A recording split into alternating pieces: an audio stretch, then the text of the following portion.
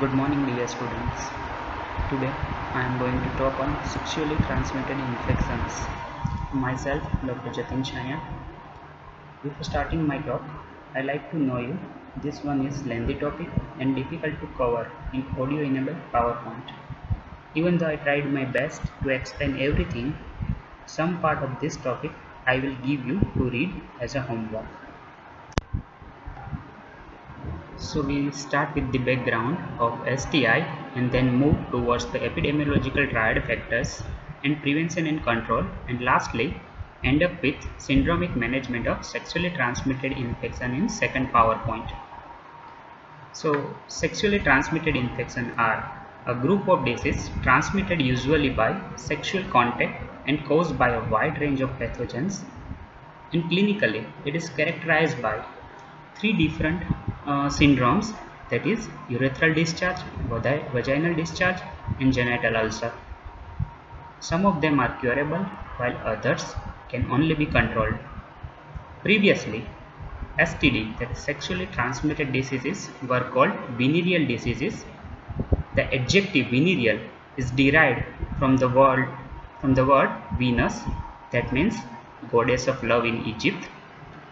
In view of social stigma that is attached to the label VD, WHO rephrased in 1974 from VD to STD, and the current terminology that is used is sexually transmitted infection STI since 1999, as it incorporates many asymptomatic infections as well.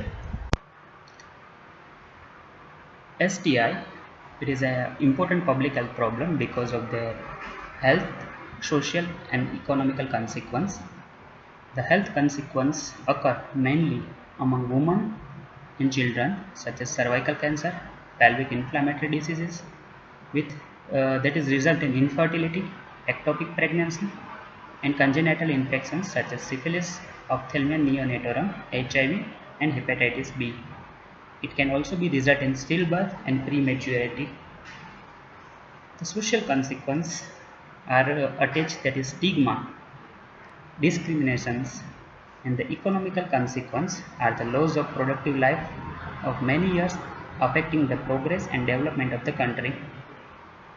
Moreover, it is now firmly established that presence of STI can increase the risk of getting HIV to 6 to 10 folds, and this has added an element of urgency to address the problem of STD. If you look at the extent of the problem, STI is a global problem. The true incidence of STI is difficult to estimate because of underreporting, and the reasons of the underreporting is the disease is concealed by the patient because of stigma and the shame, first one. The disease is often not diagnosed properly, the second one, and taking self and incomplete treatment by the patient, that is third one. If we look at the statistic, WHO estimate that at least 333 million new cases of STD, that is only other than HIV, occurred in 1997 globally, and on average 9 lakh people are believed to be infected each day. 90% of them occurs in developing country.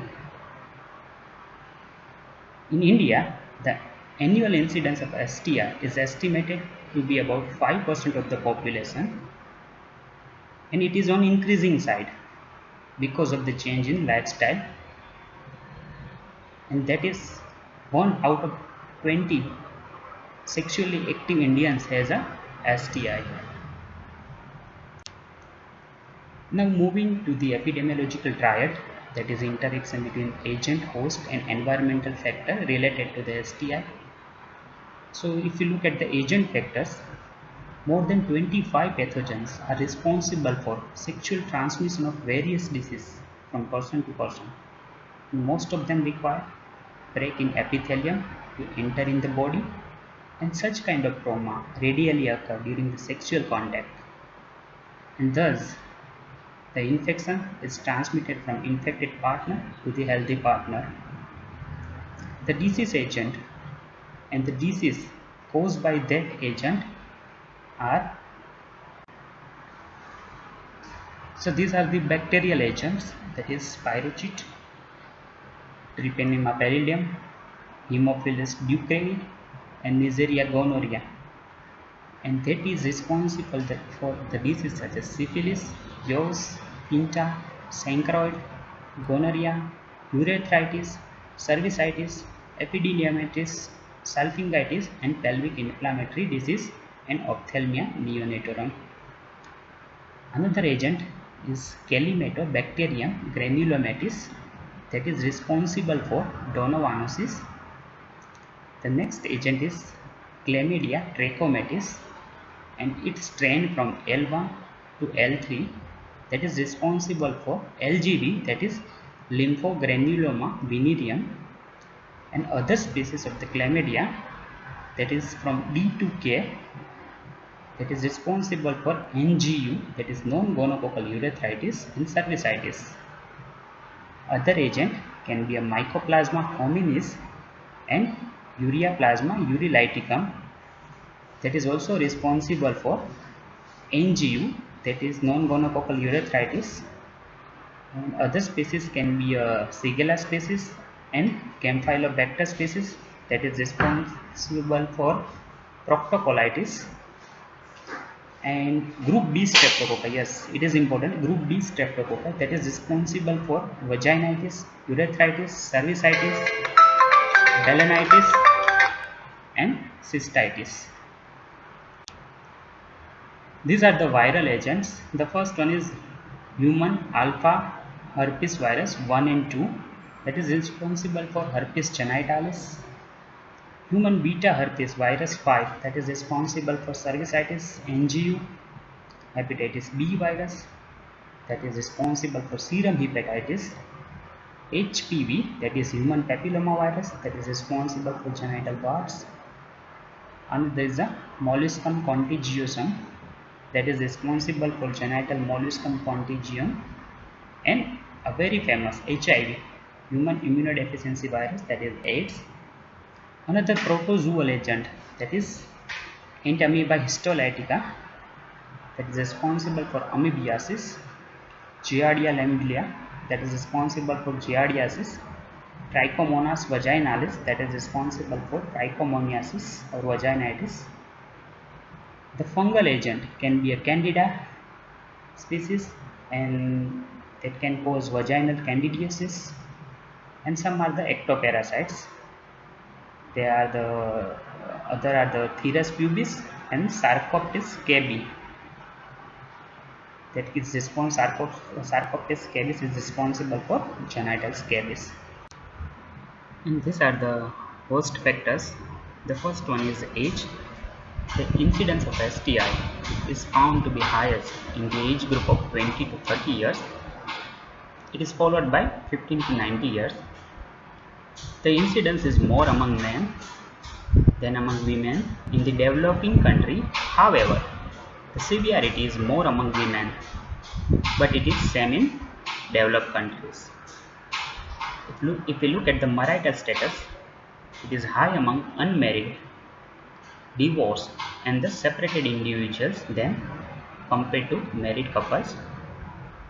People of lower socio-economical status are more affected, and incidence is high among the commercial sex workers. Now moving to the social factors, that is a part of environmental factor. So we know the STI, it is called the social disease because of prevalence of this kind of the social factors. The first one is prostitution. A prostitute acts as a reservoir of infections, and they are now called as a CSW, that is commercial sex workers. Other social factor is poverty. The extreme poverty in the family predisposes to girls to go astray and become a prostitute. The prostitution in turn become an occupation for a easy money. Illiteracy, yes, that is associated with emotional immaturity, predispose the girls to become easy victim of STI. Polygamy, Polygamy means one person having many wives. Yes, it is still practiced in some tribal area, that is, they predispose for the prevalence of STI. The same way, polyandry. Polyandry means one woman having many husbands is also responsible for increased prevalence of STD, and some women change their husbands. Broken homes, yes, broken homes in families where there is death or divorce of the parents, and the children are likely to go astray in avenue of pleasure predisposed to STI. Sexual disharmony among married persons due to strange relation predispose them to become a victim of STI. And social disruption. These are the conditions like famine, war, flood, and such other disasters that favor the spread of STDs. Social stigma, that is added to STD associated with uh, account for the non-detection of the cases, not disclosing the source of the contact, taking incomplete self-treatment that lead to increased prevalence of STI, and co-education and co-work. It is also foster the casual sexual relationship. Apart from this, while taking to STI, we need to consider these factors also. The first one is demographic factor like industrialization, urbanization, migration of people to urban area for seeking an employment that can result in eruption of the slums, isolation from the family. These factors also foster casual sexual relationship, and that is seen among the long distance truck driver. International travels. So these are the days of jet travel. There has been rapid spread of the STI internationally, and the best example is HIV/AIDS. That is the current pandemic in the world. Changes in the lifestyle, especially alcoholism, that increase the desire of the sex and encourage the prostitutions. And this is a vice versa cycle. And the next is a high risk groups. So those the persons who spend long days away from their home, like defense persons, immigrants, refugees, labor class, tourists, professional travelers, and the such other persons who are spending long days away from their home, and the others like the truck drivers, commercial sex workers, homosexuals, hotel staffs, convicts of the law and order, and the call girl. These persons are considered the high risk groups, and these are the core population groups. From the sexually transmitted infections are passed to the general populations. For better understanding, we see the model of waves, that is spread of HIV or the STI epidemics. So in the center, it is a core group, that is the CSW, commercial sex workers, homosexuals, call girls, drug users, or the hotel staff. And from the core group, STI is passed to the last circle, that is general population, through the breach population. And in the breach populations are the client of the CSWs, STI patients, refugees, migrants, and the partners of the drug users. So these breach populations pass the STI from core group to the general group, that are the not considered under the high risk population. Okay, now how we control the STI, and for that we can do the endless things, that is the elimination of reservoir, breaking the channel of transmission, protection of susceptibles. Now let's have a look into this one by one. So the first one is elimination of reservoirs. It is done by case detection and complete treatment. So the early case detection, is of supreme importance. More number of cases can be detected by screening, contact tracing, and the cluster test. The screening, this mainly consists of or the towards the high risk group of population. So the screening of core population group, because STI constitute the iceberg phenomena, more part are the hidden as compared to the what we can see through the naked eye, and all these high risk population are examined clinically and also by the relevant laboratory investigation because they are apparently healthy individuals.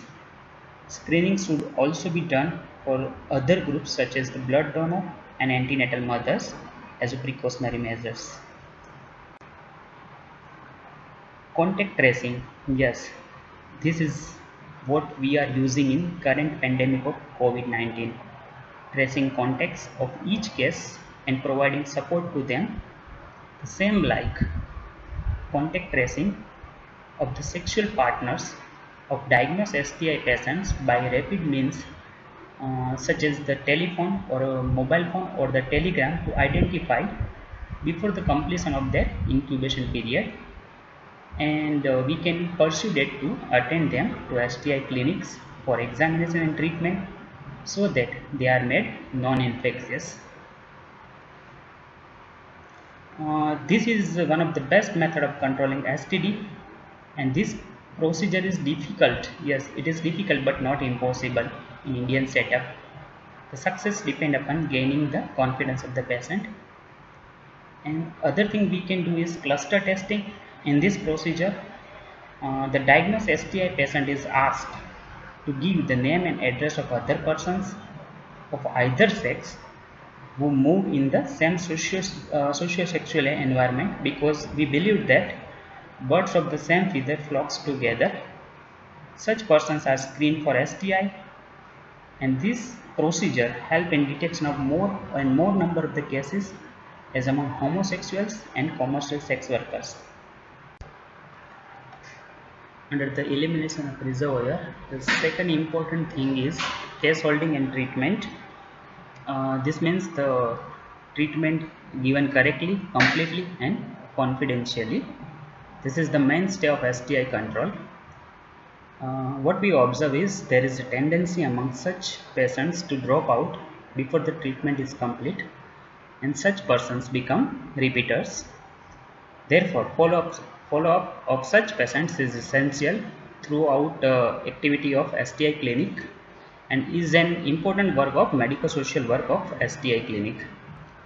Administration of full therapeutic dose of treatment to the contact and to the recently exposed person even before getting the results of investigation is referred to as an epidemiological treatment, and the contact treatment, this is an important MCQ or sorry SAQ, and it is also highly effective and the keystone of STD control. The second thing which we can use is breaking the channel of transmission, but it is impractical. Complete abstinence from sex is the best way to prevent STI, but it is not possible. And the third thing which we can ensure is protection of the susceptible. That means following the practice of the safe sex, having a faithful sexual partners, practicing monogamy, using the condom if the sexual partner is more than one, and condom to be used correctly, continuously, and consistently. Other measures which we can use is sexual education of the people, education to alter their sexual behavior. At present, there is no vaccine is available except for serum hepatitis. Establishment of STI clinic for early diagnosis and prompt treatment. It can also use for contact tracing, cluster testing, and follow-up in the urban area. And it is preferable, if possible, to separate the clinics for men and women. Implementation of legislative measures to abolish prostitution. to encourage the patients to seek the early treatment and help in contact tracing and cluster testing. And the current act that is for the that is the Immoral Traffic Prevention Act 1986. And this is the modification of previous act, that is the SETA Act, that is Suppression of Immoral Traffic Act 1956. This act cover all the persons, including male and female, who are exploited sexually for commercial purpose, and this offense is also liable for severe punishment. Implementation of the social welfare measures which we can do is rehabilitation of commercial sex workers. We can provide them the recreational facilities. We can provide them the decent living standards, so they cannot move towards the core population group. We can provide the marriage counseling. Sex education can be done at the school and college level. Prohibition of the sale of the pornographic books and the photographs. And yes, we can do the prohibition of the showing of blue films. This kind of the social welfare measures which we can implement successfully. Suraksha Clinic, that is the chain of reproductive tract infection or the STI, sexually transmitted infection clinics, to provide reproductive and the sexual health services to their beneficiary. This clinic, Suraksha Clinic, is established by the NACP, that is National AIDS Control Program, and the NACO, and it is serving the purpose to control the RTI and the STI by various approaches. And they provide the facility of blood sample testing, counseling to the beneficiary, and they also do the syndromic case management. This kind of syndromic case management, we are what kind of the activities done under the syndromic case management, we are seeing in the second part of the PPT. So now please open the second PPT.